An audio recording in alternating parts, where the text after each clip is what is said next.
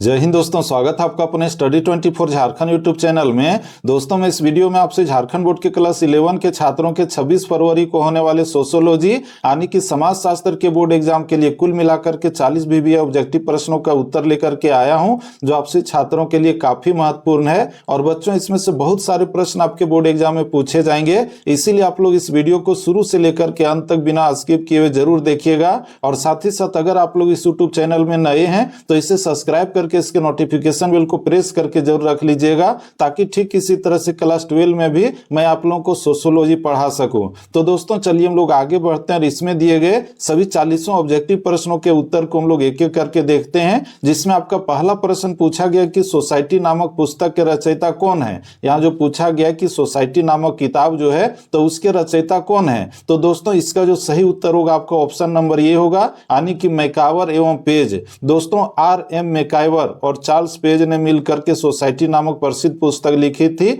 जो समाज की संरचना और कार्यों का वैज्ञानिक अध्ययन प्रस्तुत करती है। इसका दोस्तों आपका दूसरा प्रश्न है कि आगस्ट काम्टे किस राष्ट्र के हैं। ये जो आगस्ट काम्टे हैं तो इसको समाज शास्त्र यानी कि सोशियोलॉजी का जनक कहा जाता है। तो दोस्तों ये जो फ्रांस के नागरिक थे, फ्रांस के थे। तो इस तरह से हम लोगों ने इस प्रश्न के उत्तर को देख लिया। इसका दोस्तों आपका तीसरा प्रश्न है कि आगस्ट काम्टे का जन्म किस वर्ष हुआ था। तो उनका जो जन्म है 1798 ईस्वी में हुआ था, और 1798 ईस्वी में 19 जनवरी को हुआ था फ्रांस में। इसका दोस्तों आपका जो अगला प्रश्न पूछा गया कि किसने समाजशास्त्र को समाज का विज्ञान कहा है। तो दोस्तों इसका सही उत्तर होगा ऑप्शन नंबर ये, यानी कि वार्ड लास्टर फ्रैंक वार्ड ने समाजशास्त्र को साइंस ऑफ सोसाइटी कहा है, यानी कि समाज का विज्ञान कहा है। तो इस तरह से हम लोगों ने चौथे प्रश्न के उत्तर को भी देख लिया। इसका दोस्तों आपका पांचवा प्रश्न पूछा गया कि समाजशास्त्र का संबंध है, तो इसका संबंध किससे है। तो दोस्तों ऑप्शन नंबर सी में जो हम लोग देख रहे हैं सामान्य बौद्धिक अवलोकन से।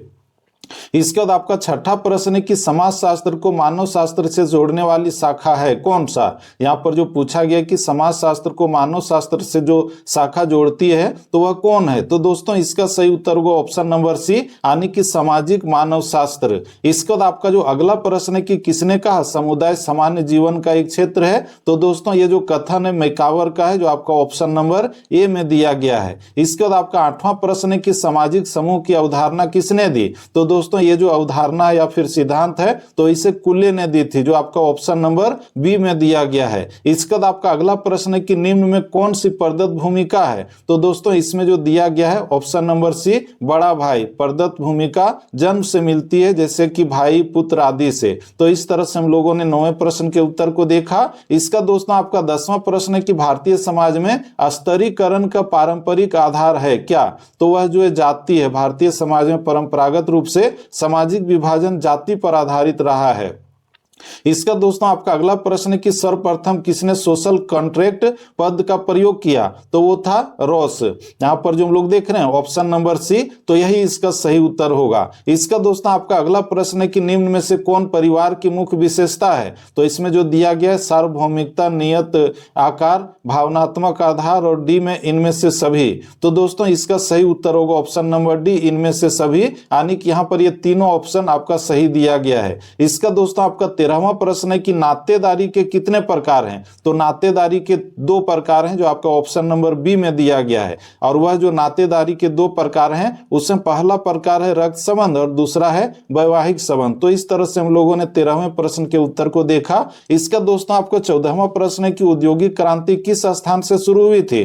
तो दोस्तों औद्योगिक क्रांति सबसे पहले इंग्लैंड से हुई थी 18वीं शताब्दी में, और वह भी सूती वस्त्र उद्योग से। इसका दोस्तों आपका अगला प्रश्न पूछा गया कि सबसे ज्यादा औद्योगिकीकरण किस राज्य में हुआ है भारत में।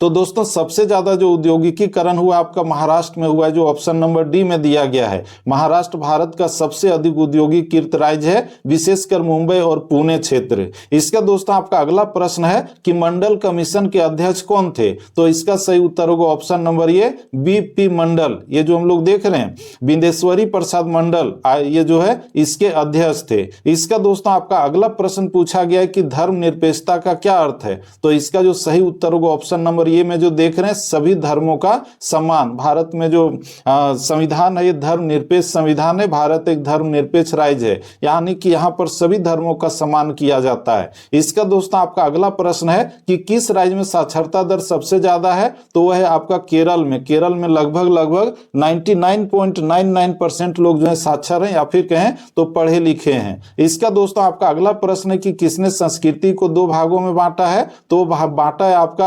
अकबर्न ने, जो आपका ऑप्शन नंबर सी में दिया गया है। और उसने संस्कृति को जो दो भागों में बांटा है तो उसमें एक है भौतिक संस्कृति और एक है अभौतिक संस्कृति। तो इस तरह से हम लोगों ने 19वें प्रश्न के उत्तर को देखा। इसका आपका 20वां प्रश्न पूछा गया कि सरहुल किस राज्य का प्रसिद्ध त्योहार है, तो दोस्तों ये जो सरहुल है झारखंड का प्रसिद्ध त्योहार है, जो आपका ऑप्शन नंबर बी में दिया गया है। और यह जो झारखंड के आदिवासी समुदाय के द्वारा प्रमुख रूप से इस पर्व को मनाया जाता है, जो प्रकृति से जुड़ा हुआ पर्व है। इसका दोस्तों हम लोग आगे बढ़ें तो आपका जो 21वां प्रश्न पूछा गया कि संस्कृति के कितने प्रकार होते हैं, तो संस्कृति के दो प्रकार होते हैं और वह कौन कौन है, भौतिक संस्कृति और अभौतिक संस्कृति। इसका दोस्तों आपका अगला प्रश्न है कि समाजीकरण के साधन है कौन कौन, स्कूल, परिवार, जाति, इनमें से सभी। तो दोस्तों इसका सही उत्तर होगा आपका ऑप्शन नंबर डी, इनमें से सभी। समाजीकरण के प्रमुख साधन जो हैं परिवार, विद्यालय, जाति, मित्र समूह, मीडिया आदि हैं और ये सभी व्यक्ति के व्यवहार और व्यक्तित्व को आकार देते हैं।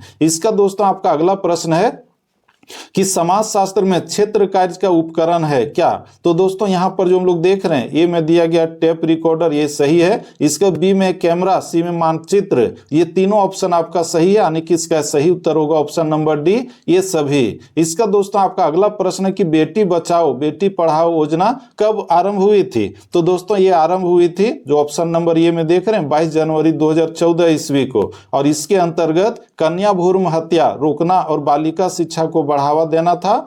और ये जो है आपका बोर्ड एग्जाम में कई बार आ चुका है, ये आपके लिए बहुत ही वीवीआई प्रश्न है। इसका दोस्तों आपका अगला प्रश्न है कि सामाजिक परिवर्तन बदलाव लाती है किसमें, आर्थिक व्यवस्था, सामाजिक व्यवस्था, राजनीतिक व्यवस्था या फिर इनमें से सभी। तो दोस्तों इसका सही उत्तर होगा ऑप्शन नंबर डी, इनमें से सभी।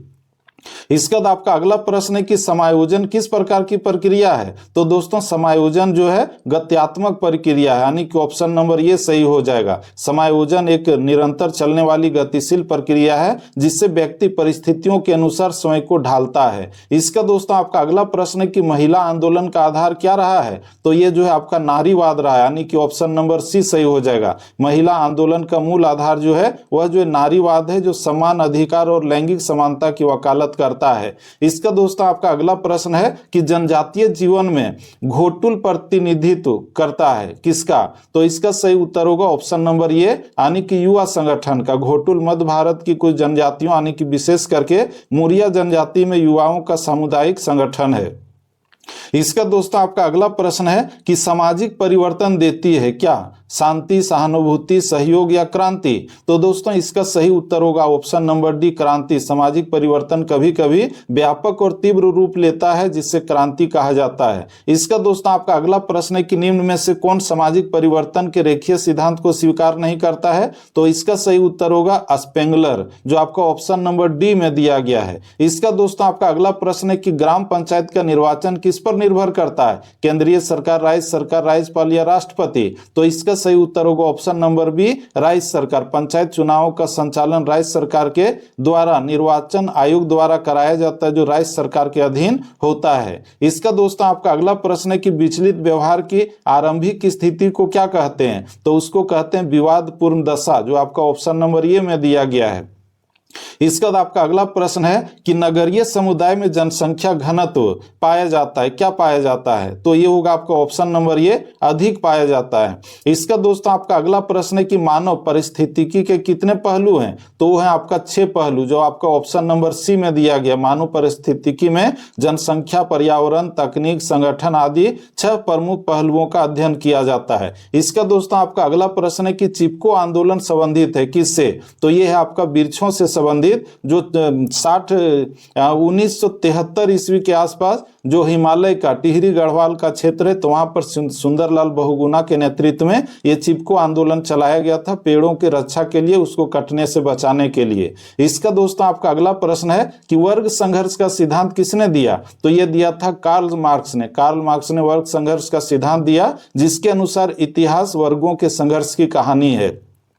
इसका दोस्तों आपका अगला प्रश्न है कि आत्महत्या का सिद्धांत किसने दिया? तो इसका सही उत्तर होगा दुर्खिम। दुर्खिम ने आत्महत्या पर वैज्ञानिक अध्ययन किया और इसे सामाजिक कारणों से जोड़ा था। इसका दोस्तों आपका अगला प्रश्न है कि वेबर के अनुसार नौकरशाही का तार्किक संगठन किन समाजों में पाया जाता है? तो ये पाई जाती है परंपरावादी समाज में, जो आपका ऑप्शन नंबर सी में दिया गया है। इसका दोस्तों आपका अगला प्रश्न है कि रूरल सोशियोलॉजी इन इंडिया नामक पुस्तक किसने लिखी?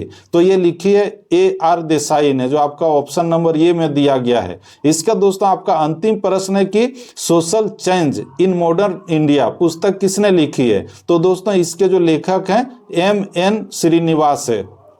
तो दोस्तों इस तरह से आज हम लोगों ने इस वीडियो में आपसे झारखंड बोर्ड के क्लास 11 के छात्रों के 26 फरवरी को होने वाले सोशियोलॉजी यानी कि समाजशास्त्र के बोर्ड एग्जाम के लिए कुल मिलाकर के 40 प्रश्नों के उत्तर को देख लिया है। और दोस्तों इसके अतिरिक्त आपका हिस्ट्री है, ज्योग्राफी है, पॉलिटिकल साइंस है, इकोनॉमिक्स है, तो उसके उत्तर को भी इस यूट्यूब चैनल पर एक एक करके अपलोड कर रहा हूं। तो आप लोग प्ले लिस्ट में जाकर के उस वीडियो को भी देख लीजिएगा। और साथ ही साथ अंत में कहेंगे कि आप लोग इस यूट्यूब चैनल को जरूर सब्सक्राइब करके रखिएगा, ताकि ठीक इसी तरह से मैं आप लोगों को हमेशा के लिए हेल्प कर सकूं। तो दोस्तों हम लोग फिर से मिलते हैं नेक्स्ट वीडियो में। तब तक के लिए जय हिंद, वंदे मातरम, thank you, best of luck, धन्यवाद।